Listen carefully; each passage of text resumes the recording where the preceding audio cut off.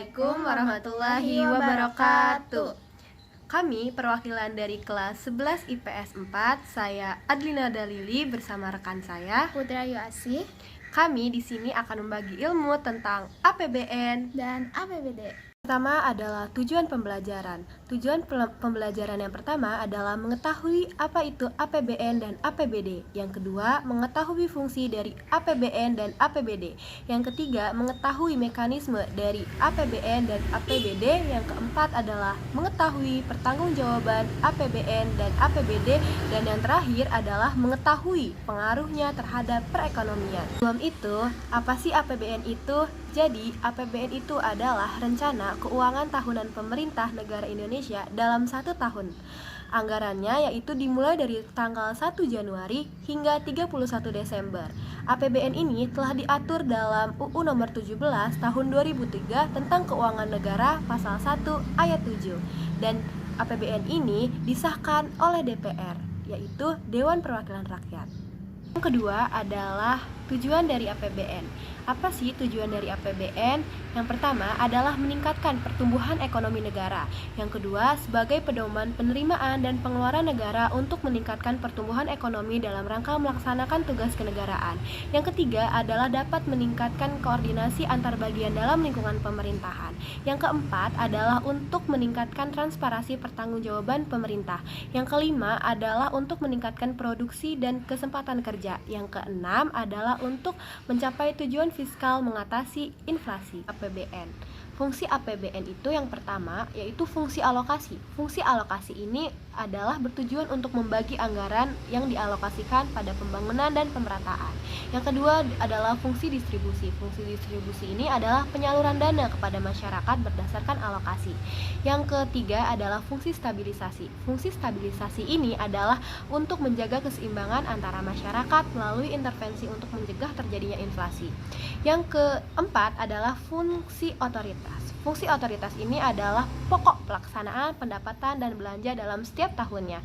Yang kelima adalah fungsi perencanaan. Fungsi perencanaan ini adalah mengalokasikan sumber daya sesuai dengan apa yang sudah direncanakan.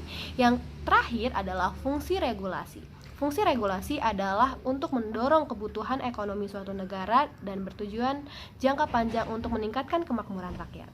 Keempat adalah sumber penerimaan APBN. Yang pertama, sumbernya itu dari penerimaan perpajakan, ada PPN, PBB, dan lain-lain. Yang kedua, ada penerimaan negara bukan pajak, yaitu termasuk dari sumber daya alam, KND, dan BLU. Yang ketiga adalah ada hibah. Hibah merupakan sumber penerimaan negara yang dilakukan secara sukarela. Kelima, ada jenis pengeluaran APBN.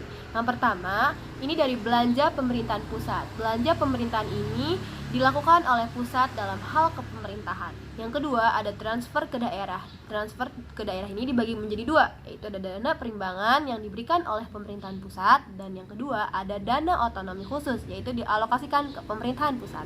Yang keenam, ada pengaruh APBN dalam perekonomian.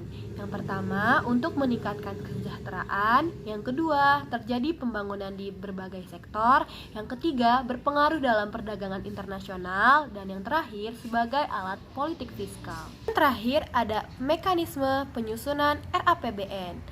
Proses pertama yaitu dari pemerintah presiden lalu menyusun RAPBN dalam bentuk nota keuangan. Setelah itu diajukan kepada Dewan Perwakilan Rakyat yaitu DPR. Setelah itu RAPBN akan disidangkan. Dari hasil sidang tersebut akan menghasilkan dua, yaitu yang pertama ditolak dan yang kedua diterima. Jika ditolak, maka APBN menggunakan anggaran tahun lalu dan diserahkan kepada pemerintah. Dan jika diterima, maka akan dibuatkan undang-undang dan dikembalikan untuk dilaksanakan oleh pemerintahan. Kita masuk ke materi APBD. APBD itu singkatan dari Anggaran Pendapatan Belanja Daerah. Menurut Undang-Undang Nomor 17 Tahun 2013 tentang Keuangan Negara, APBD adalah rencana keuangan pemerintahan daerah yang disetujui oleh DPRD, baik itu di provinsi, kabupaten, ataupun di kota. Itu ada tujuan APBD. Yang pertama yaitu untuk membantu pemerintah dalam mewujudkan tujuan fiskalnya. Yang kedua yaitu membantu meningkatkan koordinasi atau pengaturan pada setiap bagian yang ada di lingkungan pemerintah daerah. Yang ketiga yaitu membantu menciptakan dan juga mengadakan efisiensi serta keadilan. Yang keempat yaitu membantu menimbulkan prioritas belanja bagi pemerintah daerah. Dan yang terakhir yaitu untuk membantu meningkatkan dan juga menghadirkan transparansi pemerintah daerah.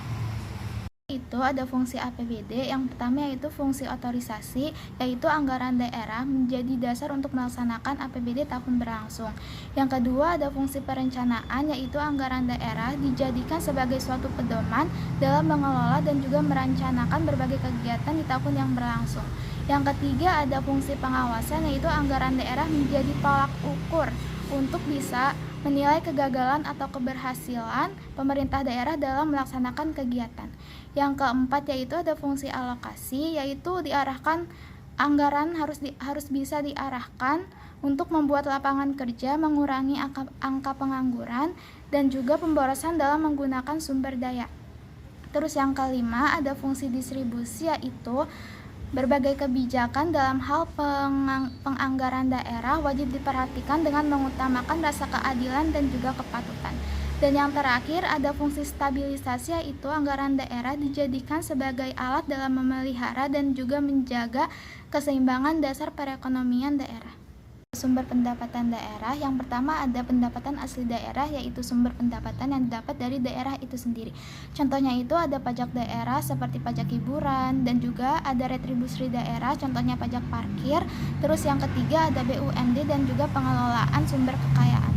Terus yang kedua ada dana perimbangan, yaitu dana hasil transfer dari APBN ke APBD. Contohnya itu ada bagi hasil pajak, PPH, PPB, terus ada bagi hasil bukan pajak sumber daya, dan juga ada dana alokasi umum dan dana alokasi khusus. Yang terakhir ada penerimaan lain yang sah, contohnya ada pinjaman daerah, hibah, dan juga dana darurat. Selanjutnya ada jenis pengeluaran daerah. Yang pertama yaitu belanja langsung. Belanja langsung yaitu belanja yang berkaitan langsung dengan program kerja dan kegiatan daerah, meliputi belanja pegawai, contohnya itu upah pegawai kontrak. Terus ada belanja barang dan jasa, contohnya itu perjalanan dinas. Dan yang terakhir ada belanja modal, contohnya itu untuk pembangunan infrastruktur. Terus yang kedua ada belanja tidak langsung, itu belanja yang secara tidak langsung yang tidak berkaitan dengan kegiatan daerah, meliputi yang pertama ada belanja pegawai, yaitu contohnya gaji PNS. Yang kedua ada belanja bunga, contohnya pembayaran hutang. Yang ketiga ada belanja subsidi, yaitu subsidi harga terjangkau. Yang keempat ada belanja hibah. Yang kelima ada belanja sosial. Dan yang terakhir ada belanja bagi hasil. Itu ada pengaruh APBD dalam perekonomian, yaitu yang pertama ada meningkatkan pertumbuhan ekonomi masyarakat. Yang kedua yaitu untuk menciptakan kestabilan keuangan daerah. Yang ketiga yaitu mendorong investasi masyarakat. Yang keempat yaitu memperlancar distribusi pendapatan. Dan yang terakhir memperluas lapangan pekerjaan. Yaitu ada mekanisme APBD. Awalnya tuh pemerintah daerah membuat rancangan anggaran pendapatan belanja daerah, lalu diserahkan kepada DPRD untuk disidangkan. Setelah itu ada dua opsi, diterima atau ditolak. Jika ditolak, maka anggaran pendapatan daerah yang dilaksanakan itu anggaran tahun lalu, dan jika diterima maka dibuat peraturan daerah lalu diserahkan untuk dilaksanakan. Jadi, kesimpulannya adalah APBN adalah rencana keuangan tahunan pemerintah negara yang disetujui oleh Dewan Perwakilan Rakyat (DPR). Sedangkan APBD adalah suatu daftar yang sistematis tentang rencana keuangan tahunan pemerintah daerah yang membuat anggaran pendapatan dan pengeluaran daerah yang disetujui oleh DPRD. Cukup sekian dari kami. Wassalamualaikum warahmatullahi wabarakatuh. Thank you for watching. Dadah.